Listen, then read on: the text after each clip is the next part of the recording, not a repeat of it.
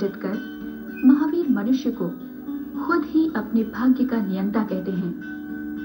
अपकत विकतय दुहाणीय सुहाणीय, अर्थात दुख और सुख को करने वाला ये आत्मा ही तो है, जिसने खुद को ईश्वरीय शक्ति के सहारे छोड़ दिया था।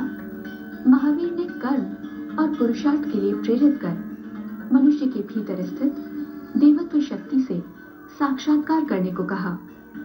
मनुष्य की इस सर्वोच्च सत्ता में आस्था की प्रतिष्ठापना एक युगांतकारी घटना थी, क्योंकि इसने अंधकार में भटकते मनुष्य को प्रगति का आलोक दिखाया, हताश मानवता को उसका संबल दिया, निर्वीय शक्ति को तेज के पुंज से मंडित किया और सबसे महत्वपूर्ण जो संदेश दिया वो था खुद पर विश्वास।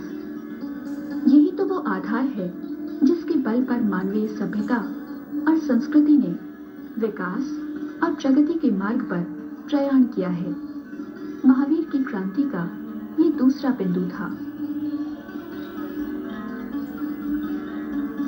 और मन की शुद्धता, आचरण की पवित्रता, क्रोध, मोह, मान, माया, लोभ आदि विकारों के त्याग पर आधारित उपासना पद्धति को अपनाने पर बल दिया।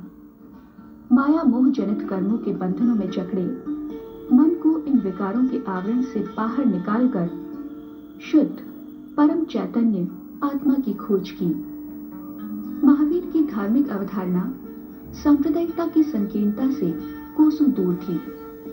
नैतिक और सदाचार की सर्वमान्य सीमाओं पर आधारित महावीर की इस आचार संहिता ने तत्कालीन धार्मिक जीवन के खोखलेपन, धार्मिक मठाधीशों की ठेकेदारी, मनुष्य और ईश्वर के मध्य तथाकथित दलालों की घुसपैठ आदि का पर्दाफाश करते हुए मानवीय प्रेम और करुणा की गंगा बहाई।